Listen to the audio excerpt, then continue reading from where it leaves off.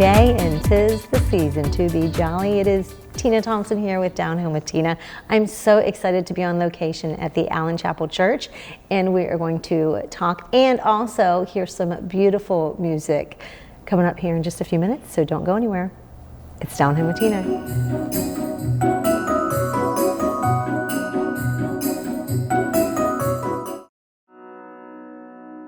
The Frankie Smith Funeral Home and Crematory in Lancaster and the Johnson Smith Funeral Home in Baltimore have a long and wonderful history of serving our community. Feel free to give us a call at 740-653-0652. Stop in and see us at either of our two locations, 405 North Columbus Street in Lancaster and 207 South Main Street in Baltimore. Respect for tradition, regard for change.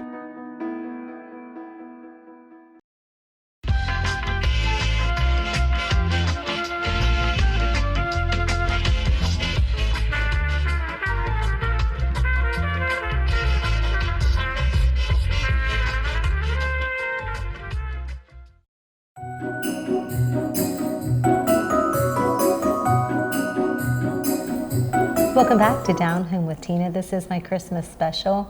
I had the opportunity to be here last year and I get to come back this year, but what's really exciting is that not only am I here as the host and of course to do the show, but I also am somebody that attends the Allen Chapel Church. And yes, you are.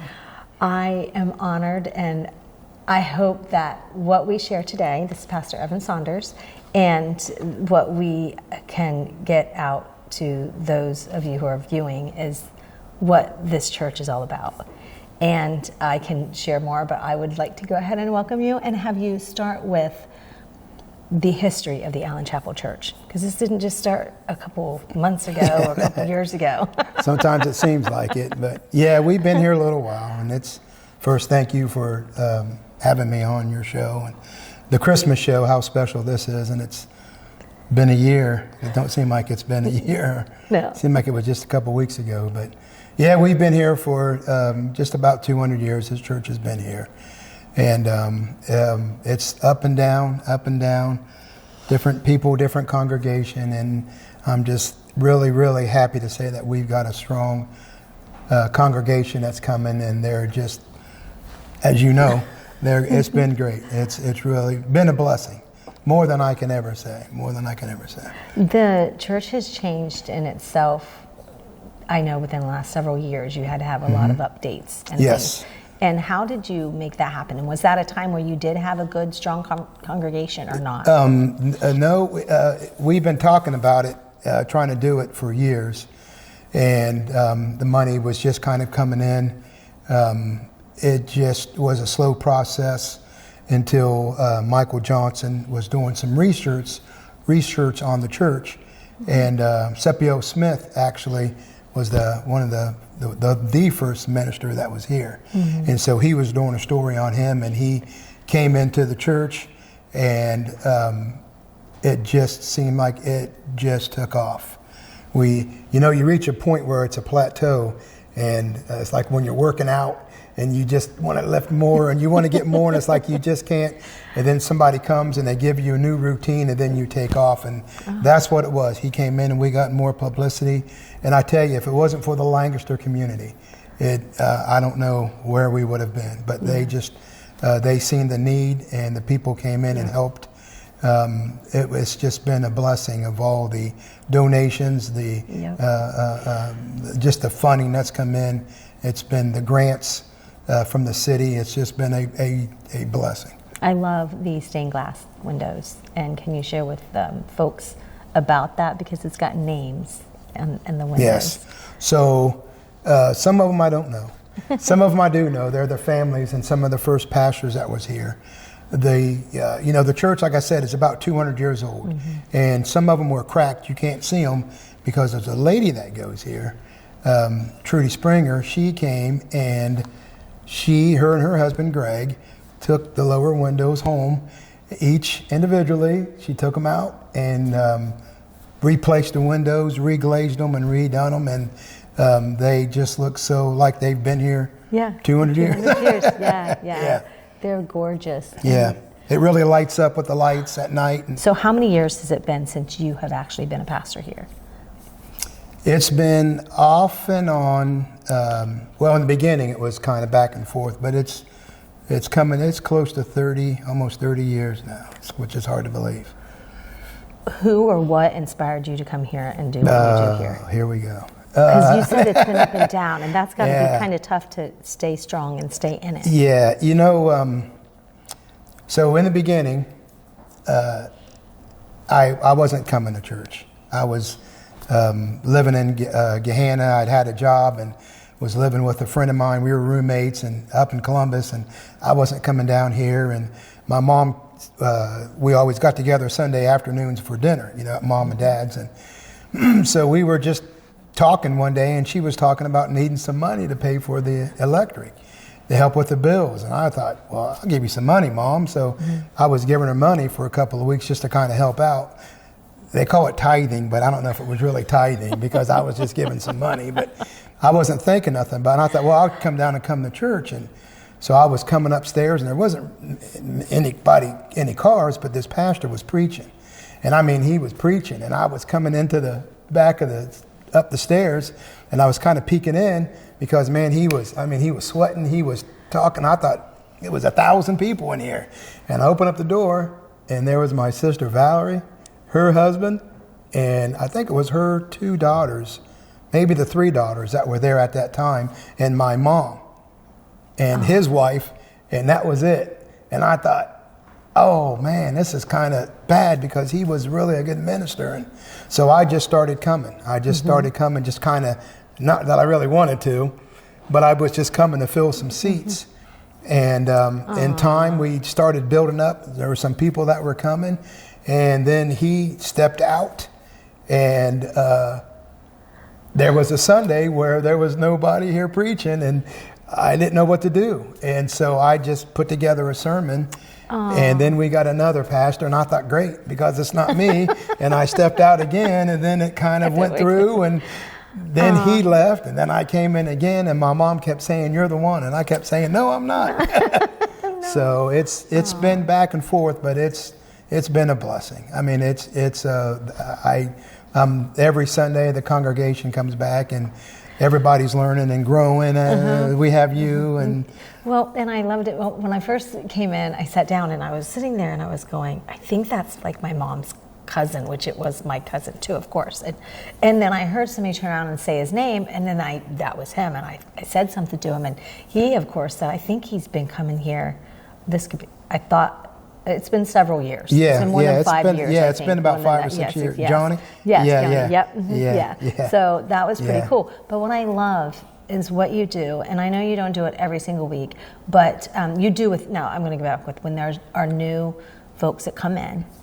This is the Lord's house, and you don't want them to feel uncomfortable. You want them to feel like they're home. What do you do when somebody walks into your house? You greet them. I just say hi. You greet them, and you just say hi, nice. and it's fun. Just kinda. And but it's nice because I think that this is we want folks to feel like they're home here.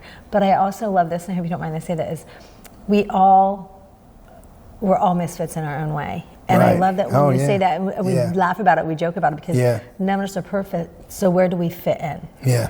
And you know what? If you don't feel like you fit in a church, this just might be the church that you fit in. Yeah. And that's what I love so much about this. We call it the misfit church. We call ourselves the misfit. That's what she's trying to be polite. I am. She's trying to be nice, but it's okay. It's all right. No, it's Christmas time. It is. It is. Right, so right. we get to say, we're the misfit church. We're just a hodgepodge of different people, different walks. You know, it says that all have sinned and come short of the glory of the Lord. Yep. And that's what it is. That we're all sinners, and we're just saved by grace. And I just think, we've had people here that were drug addicts, they were alcoholics, just different people that have been abusive homes. They've come from different churches. They didn't feel right. They were mistreated. They didn't want to come to church. And it's like they come here, and I know, well, I like to think it's me, but I know it's not me. But it's God's Spirit, and that's just the living Word that's been here. And so we say we're all misfits, and you got a place to come. So. Well, and the birth of Christ that is here, and we celebrate that. And who did he seek out? He didn't seek out those who were perfect. Right. He seeked out the ones who needed him. Yeah, not the ones who didn't. Yeah, you know, Right. so everybody, of course, is welcome to the church and stuff, but we just want to make sure that everybody knows that they are loved. Yeah.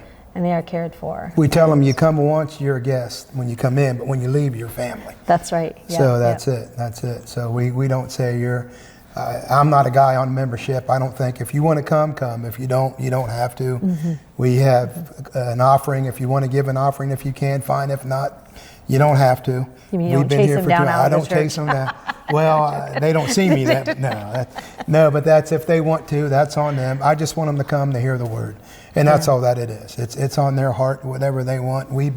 This church has been here before me. It's here now. It'll be here after me. So, that's not something that we worry about. We just want people to be fed with the Holy Spirit and the Word, and that's where it comes from. So that's what's going to happen when all of the seats are full.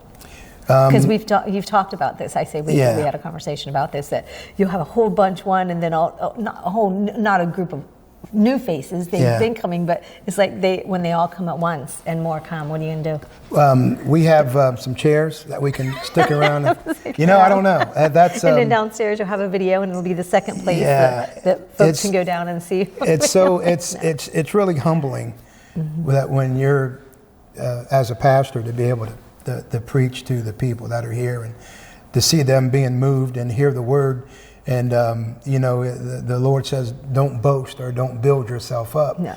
And sometimes it makes it, I don't want to put myself into it, but it's the Spirit of the Lord that's putting them in here. So I'm looking forward to that day when we can put some more people back here, and we got some over there.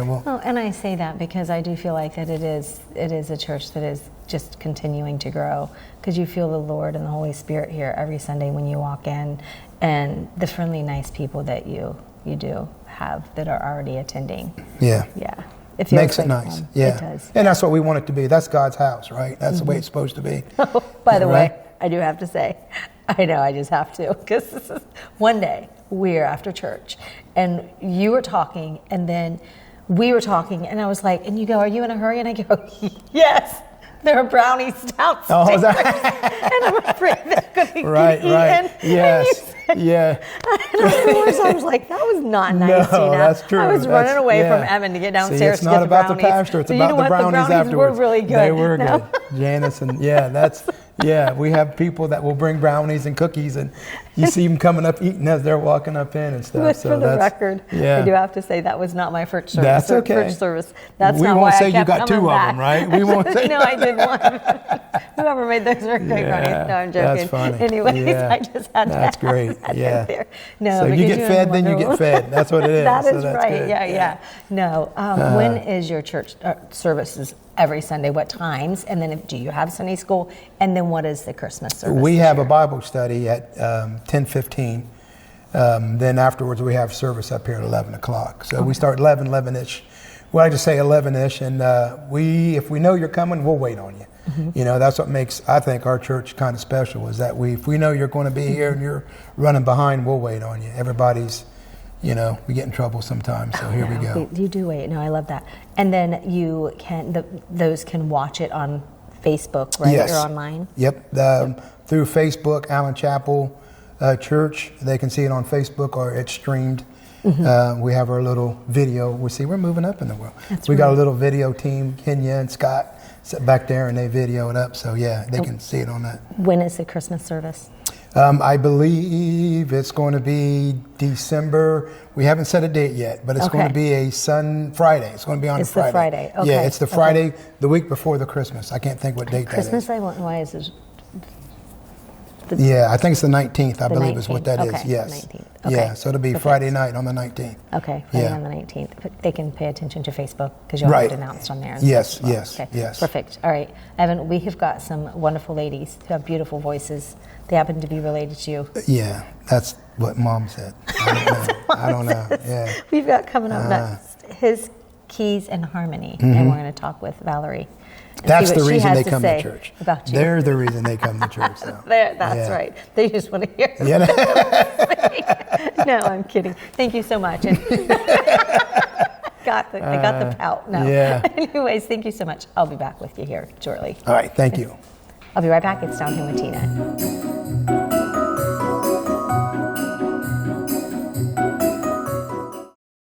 mom was always organized, but she started forgetting to pay her bills on time. And she'd buy the same gifts over and over. Telling the girls about my Alzheimer's diagnosis was really hard. At first we had our cries, but then we were like, okay, let's make a plan. Early detection gave us time to adapt together. It's so important for you to think about what you can do and making the most of what you have. If you or your family are noticing changes, it could be Alzheimer's. Talk about seeing a doctor together.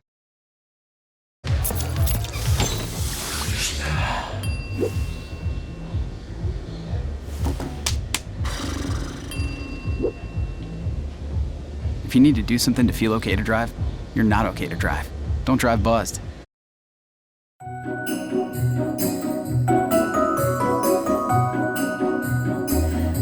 Welcome back to Down Home with Tina. I now have with me Valerie Hughes. Hello. Hello, welcome. Hello. It's so good to. Some of the folks that had seen the show last year, they probably saw you singing up there with His Keys and Harmony. Correct. Choir, is that what? But so, how many years have you ladies been getting together and singing? Well, they're my daughters. So I've been teaching them as soon as they could start opening up their mouth and give out a note. So Ashley, I think, was 4 or 5 when she started. She's the oldest. And then the other two just kind of came in when they came in. So, yeah. And so they naturally had good voices. Yes. We used to have a piano player and we had a guitar player, and they just kept leaving us. So my dad said one time, you know what, just sing without instruments. So that's how we went, and been doing it ever since. About how many songs do you think that you and your daughters, the girls, have, ladies, I should say, now, after all these years? It's like you're not even... I can't even. We like the old-timey stuff. So we try to get the old hymnals and rearrange them to fit us. Why did you start singing with them? Is it something that you've always done? I've You've always been a singer? sang. Always. Okay. I was told that I started singing before I started talking. So I was singing at about 2. Okay. So it was just something that came. Yep, love it. So did you sing before Evan became the pastor? Yes. The minister? Yep. You did? Actually, another brother and my other sister, well, my only sister, and I used to sing. Okay. And then before that, there was a 4-H group that we had, and my good buddy Victor Jones, who I grew up with. Yes, Victor We know Jones. Victor. He's actually the one, he would get us singing. So we had a group named Monopoly, and we had to do it for 4-H, and we would go and we would sing. We got one year we were doing a contest for 4-H, and we were disqualified because we were too good. We were too professional. But so we were asked to sing with another guy who was a minister. They wanted to put us out on the road. That didn't ever happen, but yeah. Would you have done that? Would you think you would have wanted to? I would have loved to, but my parents was like, no, I was too young. Okay. Yeah. 12. That's young. Yeah, Well, I understand. No, but you get to continue singing in the church with your very own daughters. What is that like for you, Valerie? Yes, blessing. Totally blessing. Because I used to sing here as a child too. Up in the choir box, we had a pretty good sized choir when I was younger. So them singing for the Lord even, all 3 of my girls are, they walk with the Lord, so it's just a blessing. Absolutely. So. What is it like having your brother be up here? It's hard sometimes because he's my brother, but he's also I have to put it, okay, he's my minister, okay, he's my pastor. Sometimes it's hard, I'm not gonna lie. I'm gonna take and throw a tomato at him sometimes. But not during service, right? Well, no, maybe. I could. Yeah, that brother-sister love, it's all good. Absolutely. No, I love it. And you can, yes, it's really, really great. So what is one of your favorite songs to sing? Your hymns, if it's a hymn, to sing with your daughters? Is there? Because I know some people are like, that's just a tough question to ask. I love them all. But what do you like that you all sing together so beautifully? I can't even think of the name. It's a Easter song. Okay. I One of the Easter ones. Yeah, well, we've been on Christmas, so that's why we didn't. And I didn't expect to ask you that question. Right. But yeah. So what are a few of the songs that we're going to sing today? We got a song, Hey Ho, and it's actually from the Kingsbury specials used to be on TV back in the day. I remember hearing them sing it, so we took that and added our own spin to it. Okay. And then we're doing Still, and a song from Lady and the Tramp, and we put the two songs together, and so added our own spin to it. So I think you'll like them. Nice, wonderful. Yeah. Well, I'm looking forward to it, and thank you so much for doing what you do, because it is beautiful. And I have to add this: you ladies don't always sing here. You do go out and sing out elsewhere in other places, right? If we're asked, yes, we do. So when Evan lets us, so Pastor, my mom heard you ladies sing someplace else, and that's where she goes, Tina, you have got to get them on. So that is kind of what led me over to here last year, and then I was just like, no. And then, of course, to the church in itself. So I look forward, and everybody else, we get a chance to hear you ladies in just a couple of minutes. All right. Thank you, Valerie. Thank you. Folks, don't go anywhere. We'll be right back with some beautiful hymns. It's Downhill with Tina.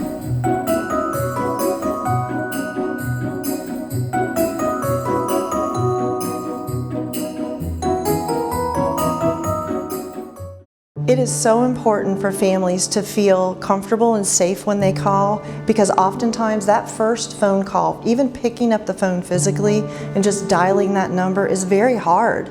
You're asking for something that is a very difficult and private decision, and so we want everyone to feel comfortable and safe that you pick up that phone, you make that phone call, and let us just guide you and lead you where you want. And then you can make an informed decision about what's best for you and your family. I tell my son, I love you every single day. I love you. Now, my dad has never said that to me. Not because he doesn't love me, but because culturally it wasn't comfortable for him. Now that he's a grandfather, he says, I love you to my son every time he sees him. My advice to all the fathers out there, forget the cultural restrictions. They grow up way too fast for you to waste even a single precious moment.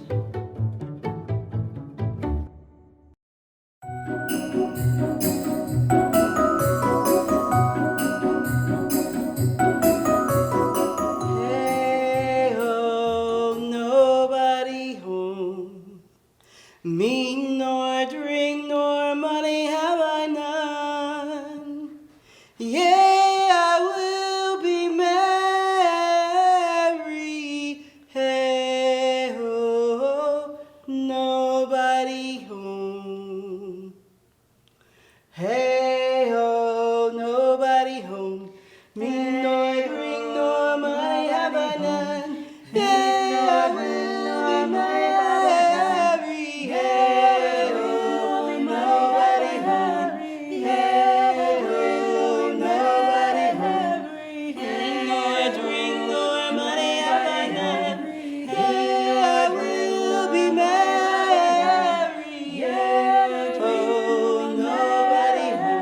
A soul cake. Please, good Mrs. A soul cake. An apple, a pear, a plum, a cherry. Any old thing to make us merry. A soul cake. Please, good Mrs. A soul cake. An apple, a pear, a plum, a cherry. Any old things to make us merry. Hey ho, nobody home. Nor drink nor money have I none. Here I will be merry. Hey ho, nobody home. God rest ye merry gentlemen. Me nor drink nor money have I none. Let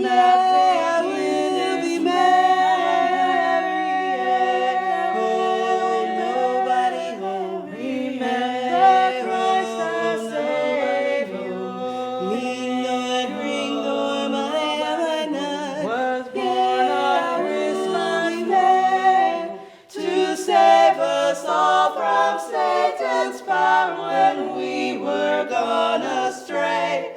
Oh, tiny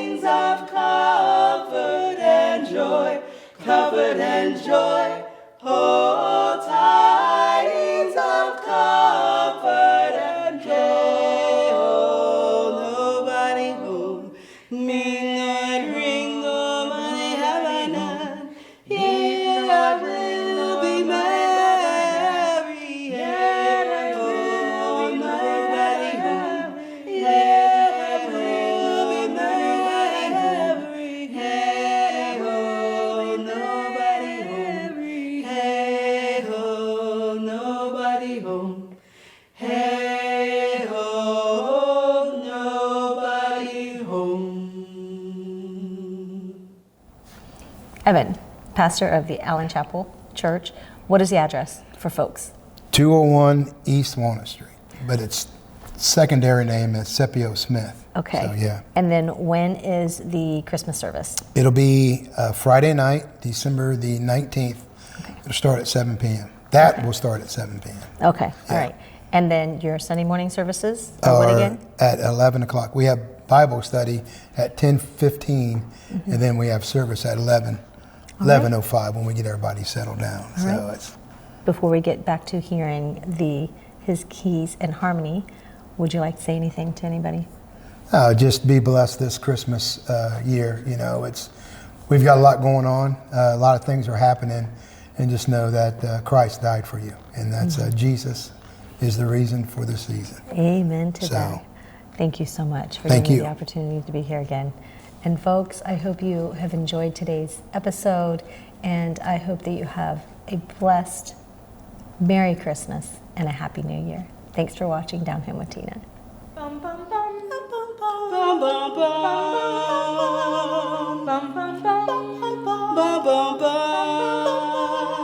Melakaliki Maka is the thing to say on a bright Hawaiian Christmas day.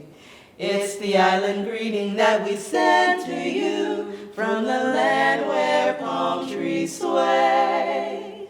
Here we know that Christmas will be green and bright, the sun to shine by day and all the stars at night. Melakaliki Maka is Hawaii's way to say Merry Christmas to you.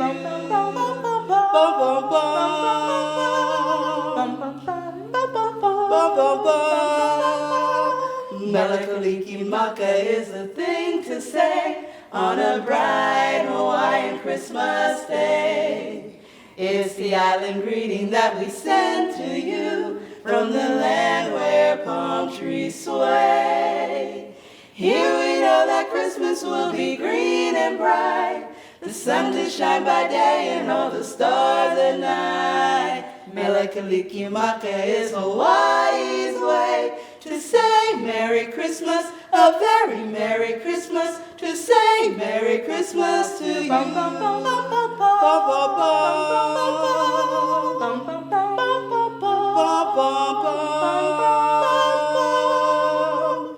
To you. Merry Christmas. Merry Christmas.